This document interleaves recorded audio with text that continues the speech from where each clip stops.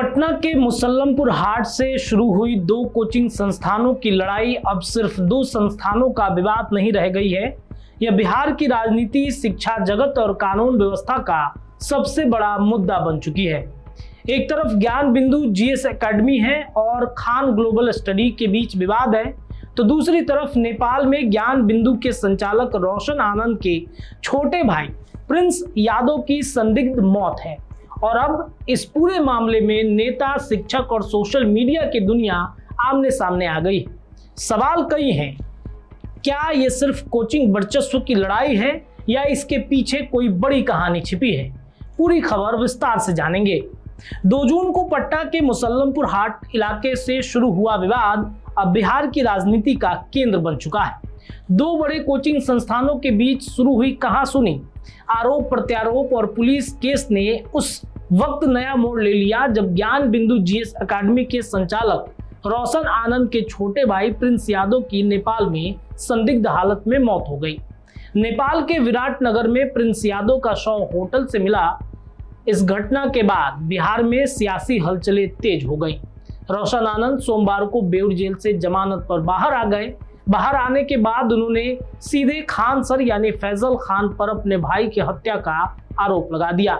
रोशन आनंद ने कहा कि उन्हें सनातनी होने की सजा मिल रही है और उसका निशाना बनाया जा रहा है। फैजल के सामने रोशन आनंद आगे बढ़ रहा था, इसी वजह से साजिश करके जो है इस प्रकार की घटना को अंजाम दिया गया है। और घटना की अगर हम बात करें, घटना की जांच पटना पुलिस को करना चाहिए अच्छे से।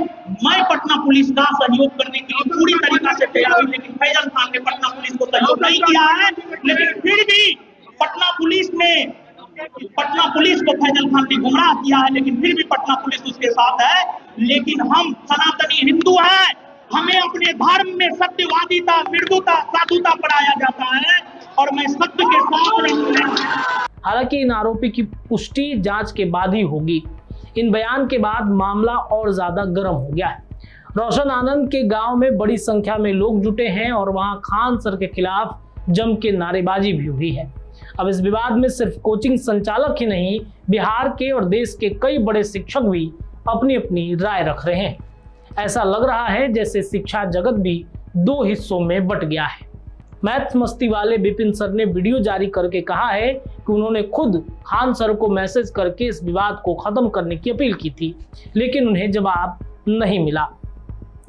विपिन सर ने कहा कि कोई भी व्यक्ति अपनी जिंदगी खत्म करने का फैसला यूं ही नहीं करता, या तो किसी की वजह से वो टूट जाता है या फिर किसी साजिश का शिकार हो जाता है। उन्होंने कहा कि वो खान सर के मित्र हैं, लेकिन गलत बात का विरोध हमेशा करेंगे। उनका कहना था कि जब कोई व्यक्ति बड़े मुकाम पर पहुंच जाता है तो उसे अपने बयान और व्यवहार को लेकर ज्यादा जिम्मेदार होना चाहिए।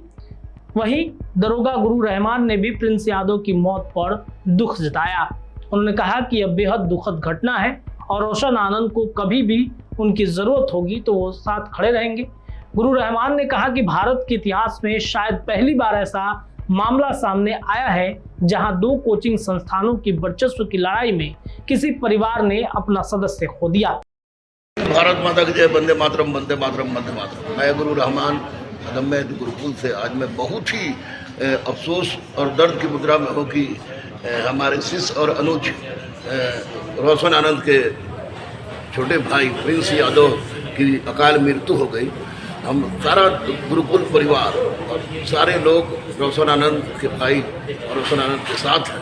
इस विषम परिस्थिति में जिस तरह की भी आवश्यकता महसूस होगी, जिस तरह की शारीरिक, मानसिक या किसी तरह जिस तरह की आवश्यकता महसूस होगी, मैं रोशन के साथ हूँ और प्रिंस के साथ हूँ। और निश्चित रूप से प्रिंस की मृत्यु एक हृदय विदारक घटना है और ये भारत के इतिहास में पहली बार ऐसी घटना हुई है कि 2 कोचिंग वालों ने अपने वर्चस्व की लड़ाई में अपना मुख खोना शुरू कर दिया। और इसी मामले में चर्चित शिक्षक एसके झा ने भी अपनी प्रतिक्रिया दी और लगातार अलग अलग जगहों पर वो बयानबाजी देकर सुर्खियों में है। तो सब लोग माफ कर देंगे। पहले तो आप रोशन सर के परिवार का पैर पकड़ के माफी मांगिए। अब बिहार का दिल बहुत बड़ा है, हम लोग आपको माफ कर देंगे। तो बैनर कभी नहीं टांगे। हमको ऐसा लगता है कि जिसको मेरी जरूरत होगी मेरे पास आ जाएगा, अगर नहीं आएगा हम उसके पास नहीं जाएंगे। एक सिंगल, अभी देखिए हमारे एक भी राइफल नहीं धारी है कोई, कोई नहीं है। उसकी जरूरत क्या है यार? टीचर क्या है? टीचर ये काम कौन करता है? माफिया करता है, गुंडा करता है। हम लोग राइफलधारी लेके चलेंगे, कितना गलत और कितना घटिया बात है। वहीं अलख पांडे ने कहा कि सच्चाई सामने आनी चाहिए और निष्पक्ष जांच होनी चाहिए। उन्होंने कहा कि अगर कोई दोषी पाया जाता है तो उनके खिलाफ कड़ी कार्रवाई होनी चाहिए। अलख पांडे ने खान सर का समर्थन करते हुए कहा कि उन्होंने शिक्षा को सस्ता और आसान बनाया है, लेकिन साथ ही उन्होंने ये भी कहा कि प्रिंस यादव के साथ अगर कुछ गलत हुआ है तो दोषियों को सजा मिलनी चाहिए। ये मामला अब शिक्षकों तक नहीं टिकता है, पूरे मामले में अब राजनीति भी तेज हो गई है।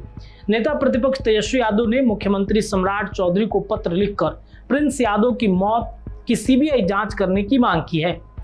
तेजस्वी यादव ने पुलिस की निष्पक्षता पर भी सवाल खड़े किए। उन्होंने कहा कि 2 कोचिंग संस्थानों के बीच विवाद के बाद हुई घटना और प्रिंस यादव की संदिग्ध मौत ने भी कई गंभीर सवाल खड़े किए हैं।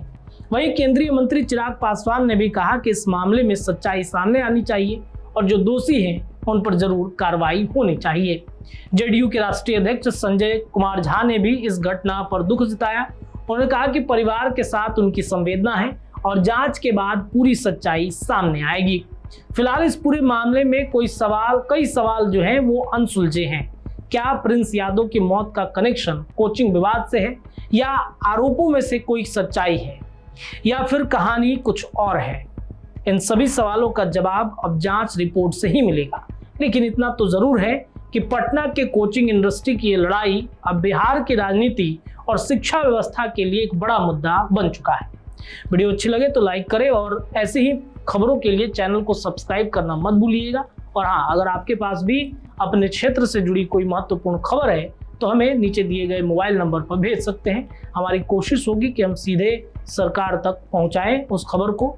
बहुत बहुत धन्यवाद। वीडियो पसंद आए तो इसे लाइक और ज्यादा से ज्यादा शेयर करें। हमारे चैनल को सब्सक्राइब करना न भूलें ताकि आपको हर जरूरी खबर सबसे पहले मिल सके। अगर आप किसी खास विषय या मुद्दे पर वीडियो देखना चाहते हैं तो कमेंट करके जरूर बताएं। आपकी राय हमारे लिए बेहद अहम है।